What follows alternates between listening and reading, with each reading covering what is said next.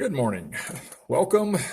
Tuesday, 414, Calculus Related Rates, Part 3. Today we're going to be doing some of the more difficult problems that you're going to need to know how to do. So, as always, take good notes.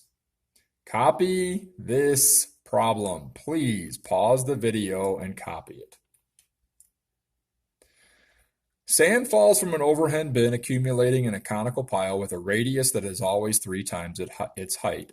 If the sand falls from the bin at a rate, stop! That word's got to start gelling in your head. A rate would be a derivative. Okay, rate of change. And think about what that's saying. There's a key right there, 120 cubic feet. That means it's the volume's rate of change, the volume's derivative, volume with respect to time. How fast is the height? How fast? That's a rate. I want the height's derivative. See, that's what I want.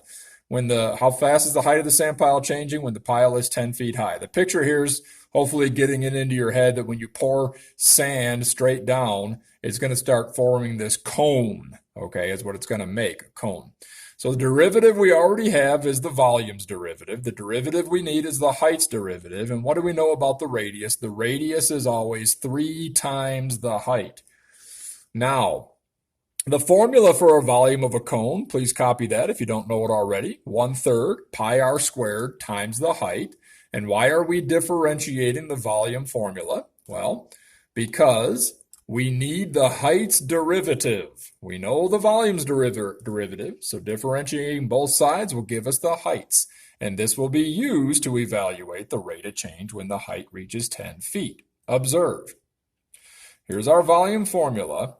Here's information we have, and this is what we want. Now, boys and girls, if you want the height's derivative, and you have the height right there and the radius right there, rewrite the radius as a height so that you just have one variable here. So I've got the volume equal to 1/3 pi, and instead of the radius squared, 3h squared times the height.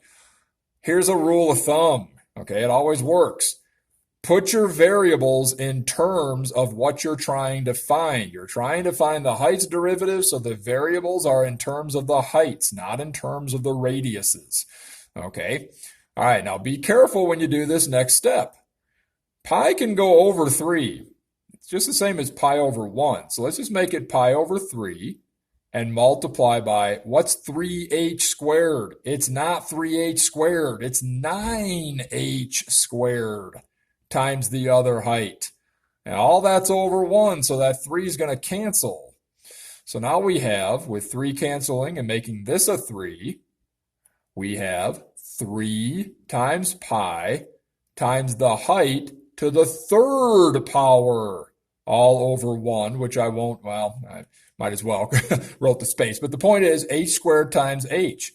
So long story short, your volume is equal to 3 pi h cubed. You have everything in terms of one variable, and that's the variable you're trying to get the derivative of.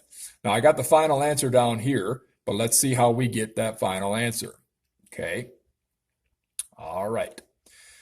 Differentiate both sides. See, we're not even to the derivative part yet. You took the formula and wrote everything in terms of just the height. Now let's do the derivative with respect to time. Okay, because what's changing is as time goes by. So v derivative is just going to be the derivative, okay, like that. The derivative of the volume. You can write v like that without the t. I just throw the t in there just to show you that volume is a function of time. So even its derivative is a function of time. All right. Now this derivative, 3 pi, is a constant, so it's not affected by the derivative, right? Okay, so the height to the 3rd power is the only thing that's affected by the derivative. V prime of t equals 3 pi times, now this is what we've done already, bring the 3 down, make it h squared, but is t and h the same variable? No, so you multiply by the derivative of h with respect to time, and that's the one you're trying to find. So you're trying to find the derivative of h. All right, We're almost getting there. Let's take this right here, bring this down, because now we can start making some substitutions. Oh, wait a minute. Let's make substitutions in just a moment. Let's put all this together first. You have 3 times 3, which is going to make 9 pi h to the second times the derivative of h with respect to t. And that's the one we're trying to find. Everything else we know. We know the volume's derivative. So we substitute 120 cubic feet per minute. That's the derivative of the volume. Equals 9 pi when the height is what? 10 feet. So we put in 10, and be careful, put in feet with it and square it and times it by the derivative of h with respect to time. Let's do a few more steps here and we'll get our final answer of 0.042. Okay, when we do our final answer. Okay, let's see what happens. Okay, a couple more steps. Now you can simplify these steps all you want. I'm just taking my time because not everybody works as fast as you, right? Okay, you have 100 square feet. It's very important you put square feet, 10 times 10, okay, times dh dt. So now you have 120 cubic feet per minute. Again, very important you put the units in there because they're going to cancel out here in a minute. 9 times 100, 900 pi square feet, okay, dh dt. And if you want dh dt, divide by 900 pi square feet. Now, this is where it gets a little bit complicated, but you're smart because you're in a calculus class. You wouldn't be in a calculus class if you couldn't figure this out. Okay, dividing out the 9 pi square feet means you're getting the derivative of the height, which means how fast the height is changing when the height was 10 feet. And we substituted that earlier. This big problem right here is simply saying this: 100 cubic feet per minute. It's like a fraction. It is a fraction. You're dividing by 900 pi square feet over 1. How do you divide fractions? You multiply by the reciprocal. So we're really multiplying by 1 over 900 pi square feet. Square feet then will cancel out 2 of them there. That's why our final answer, okay, up here, is in terms of just feet per minute. Come on, here we go. Okay, our final answer is in terms of feet per minute. Now, how I got the 0.042? Well, multiply straight across. You'll have 120 feet now because 2 of them canceled out. You'll have 900 pi with per minute, okay? So there's our feet per minute in the answer. But this is where you got to be careful. In your calculator, put in 120 divided by parenthesis 900 pi. Say that 7 times.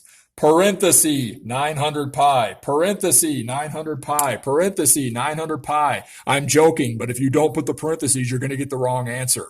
Has to do with order of operations, PEMDAS. All right, so 120 divided by parenthesis 900 second function pi gives you 0.042.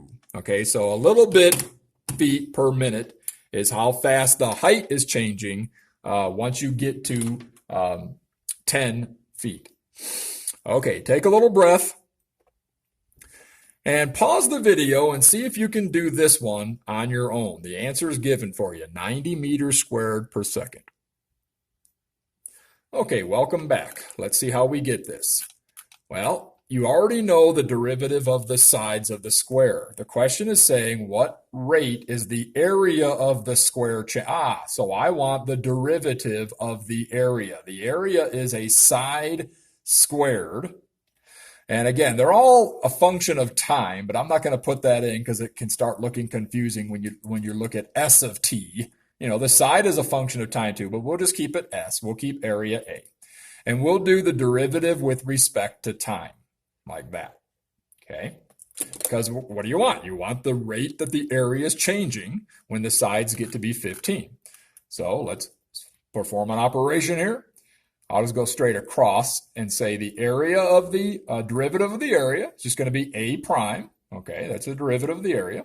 But this derivative is 2s, bring the 2 down. Are these the same variables, s and t? No, so I must multiply by t of s over t of t. Okay, and I know that derivative. That's the derivative of the side. Well, what's it say at the top? The sides of the square increase at a rate. What's the rate? The rate is rate of change, derivative, 3 meters per second. Okay, so in place of my derivative s, I'm going to substitute 3 meters per second. I've got 2 times s. I've got the derivative of the area. And what do I now have to solve? It says, at what rate is the area of the square changing when the sides are 15 meters? Oh, so now to get my area derivative, put in 15 meters for my side, times it by 2, times it by 3 meters per second. You see why it's important to write the units, m? Because now what's going to happen? 2 times 15 times 3, that's 30. 30 times 3 is 90, but wait, m times m is meters squared. All these are over 1, so 1 times second is over second. 90 meters squared per second. Students, if I test you on this and you miss some of those units, it's going to be some points knocked off, okay? Due to the complexity of this next problem, please take good notes. The hypotenuse of an isosceles right triangle decreases in length at a rate of 6 meters per second. Stop. The hypotenuse, isn't the hypotenuse the c side?